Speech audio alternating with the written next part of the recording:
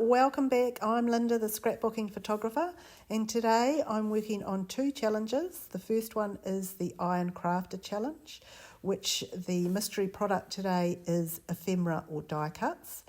And I'm also working on a challenge from the Girls Down Under using this mood board. So the photos I'm going to use are from Mother's Day 2023, where I received this box of flowers from my son. We're a rural delivery, so the flowers came well protected within this box, and it was really cool looking into the box and seeing the pretty flowers and then getting them out. The orange sweater that I've got on in these photos, it doesn't really go with the pink flowers, but it does go with the tape across the top of the box. And all the colours together combine quite well for this block layout that I'm going to do today using the new cardstock from Stampin' Up.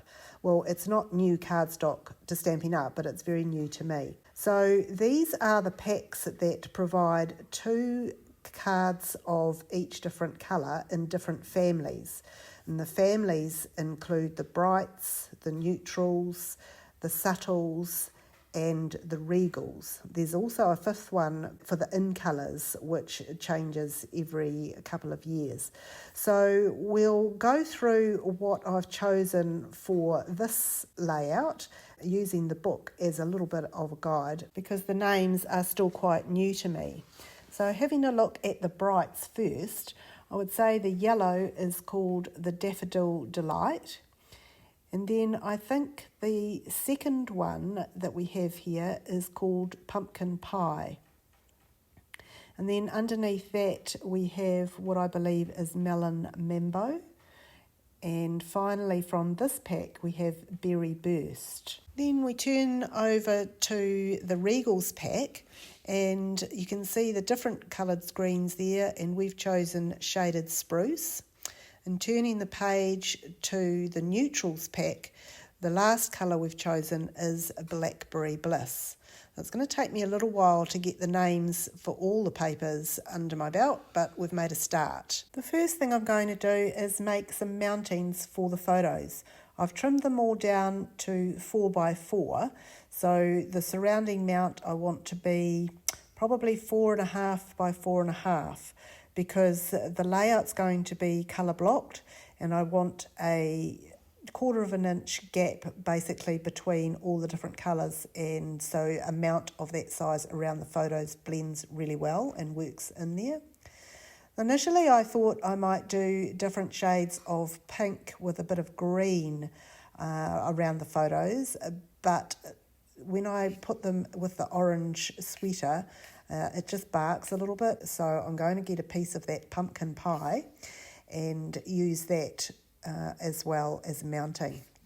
So I'll cut a piece of that off as well at 4.5 and try again to get these 3 lined up the way I want.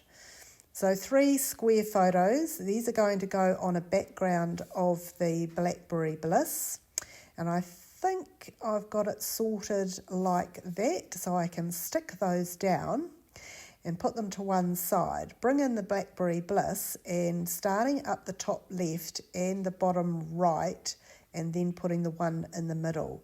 Because I want that even gap around the top left corner and the bottom right, it's really good to put those in first and then position the one in the middle the way you want. And luckily, these photos have all got areas in the corners that doesn't really matter if they get covered up by the overlapping of the other photo. So we've got 3 photos going left down to bottom right. And then it's just a matter of filling in the gaps around with the alternating colours. So I'll start with some green, and I'm really just using my fingernail, as you can see there, to guide where I'm going to trim it, and then bringing in alternate colours in different spots. Now I want to put 3 colours down here, so I'll put this yellow piece in here before I decide where I'm going to put the bottom left hand corner. Sorry, I'm rambling a little bit with this video, but it's pretty much just by eye. There is no formula. You could write a formula. In fact, I'll probably make a sketch to go with this page now it's complete. As you can see, I've left that green piece to go a little bit longer than the edge of the photo, just to try and mix things up a little bit, and I'll fit a little piece of the pink in down the bottom there, and I'll pretty much mirror that design on the top right hand side, so trimming the pumpkin pie to the bit to the size that fits in that gap, and just going past the edge of that centre photo. Then deciding what other colours I need to bring in there, I'll put a little bit more of that bright pink in the opposite corner, so that sort of balances out there, and then in the middle I'll put a piece of yellow. Now I need to measure to make sure that the 1/4 inch around the outside is going to be left above that pink, so I've just used a piece of cardstock to make sure I've got a straight line there, and then cutting off the final piece to slot into that gap, which is where the title of the page will go. So I can go away and stick all that down now. It's given us a nice mosaic block type layout. And then we get to the fun bit, which is the ephemera. Now this is satisfying the Iron Crafter Challenge requirements for this month. And these are ephemera packs from Stampin' Up. So as you can see, I'm just breaking into this one, and there's 2 sheets of 4 different sorts, all with flowers and leaves. And these make ephemera so much easier. I don't have to cut everything on my cuddle bug. I can just pop them out. They're already cut around the edges, so they make life a whole lot easier. And I'll just select a few here while you're watching and fiddle around and dry fit a few here and there before I stick them down. With all this new ephemera that's coming from Stampin' Up, which I am thoroughly enjoying, I'm actually researched and found how to make an ephemera journal. So please subscribe to the channel if you want to know any more about this ephemera journal, because it is going to be fabulous for storing all my different ephemera in there. I'm also part of an ephemera swapping group with the girls down under between here and Australia, and that also gets me lots of bits and pieces that I can add to different layouts. So the ephemera journal is going to help me keep everything organised. I'm interested in seeing what everybody else comes up for with this hop.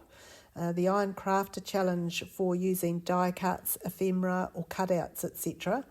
Some people are incredibly talented at creating these clusters around their layout, so please make sure you watch everybody else in the description list and get some inspiration from them also. There will be a playlist with everybody on there, so you can watch them one after the other if that works better for you. So now I've got these all pretty much placed where I want them. I'm going to start sticking them down, and the ones on the base layer I'll just use the tape runner, and then I'm going to use some foam dots to raise some other bits. Now again, a new Stampin' Up product, or new to me, are these little hexagonal double-sided foam dots. They come in 2 different sizes, and you can have them black or white. I think the ones I have are black, but you can also get them in white, and they're very handy for popping things up from the base of the page just to add a little bit of depth and shadow.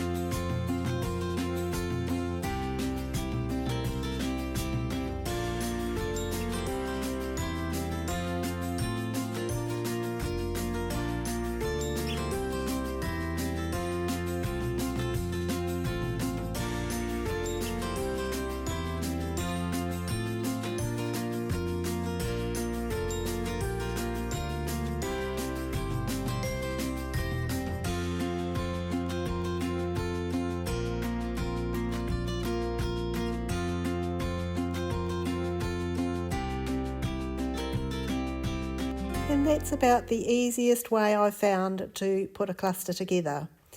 So I'm going to move on to the title now, and I'm using Stacey's Hand, which is a close to my heart alphabet. And I like this alphabet because it has a collection of different shaped letters. Nothing's too uniform, so it brings a little bit of fun to the layout as well. So on my longer block here, I'm putting the word mothers, and I am just mixing up capitals with little letters and all the rest of it, and just making sure that they kind of are in a line before I choose what colour to stamp them in. Now at this stage I'm using the Stampin' Up cardstock, but I haven't got a great range of Stampin' Up inks yet, so I'm mixing in with the close to my heart ones, and finding a colour that matches is the first job. So I try rosy, but it is too rosy and it doesn't work with the pinks there. So then I try an old pixie and try that, but that's not quite right either. It's just a little bit dull, not bright enough. And then I finally settle for eggplant, which seems to be a nice deep colour which blends well with the blackberry bliss that's on the background. So when I stamp mothers onto the yellow cardstock, unfortunately the capital M doesn't quite come through as sharp as I would like. So I have to invent some way to overcome that. And in the end, I bring in a little square of pink cardstock and stamp the M on that and pop it over the top. And I quite like the effect it has. So then I decide to carry on that effect with the word day down on the pumpkin pie. So using eggplant again, I'll stamp the D, the A and the Y separately onto this yellow cardstock and cut them out into rectangles that I can put on top of that pumpkin pie piece of cardstock. So again, when centering things, I'll put the D and the Y on first and then put the A in the middle so that it all lines up, and I'll use the foam dots again to raise them up slightly.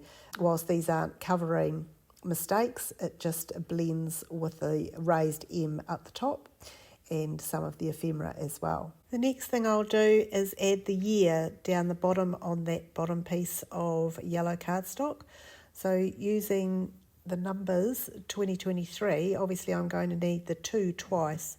So I've popped it on once to leave a gap at the beginning, and then I'll have the spacing right for the 023, and I'll stamp that first and then put the second 2 in on a smaller block. So lining it up to leave a gap for that other 2 at the start, that lines up nicely, and thankfully it all stamped properly that time, so directly onto the yellow, which is good. And then I can do my journaling on this green piece of cardstock, and I'm using a white gel pen from Close to My Heart to do that so that it shows up nicely against the darker colour. Morty came in for a bit of a hello today while I'm trying to get these gems out of the pack to just place around in some of the gaps that we've got on these colour blocks. I've got 2 sizes of silver glitter gems here that I'm just popping around. As I say, fill in some of those gaps and bring a little bit of bling, which is always welcome on my layouts. And that will just about finish this page up. Thank you so much for watching today. I hope you've enjoyed seeing this block layout come together with the mood board in mind from our challenge from the Girls Down Under, and then the adding of the ephemera to fit with the Iron Crafter challenge. I really like the way it's come out, and I'm looking forward to seeing what everybody else has come up with. So thank you again for watching. Please remember to push the subscribe button so that you keep up to date with everything that's coming on my channel, and happy crafting everyone.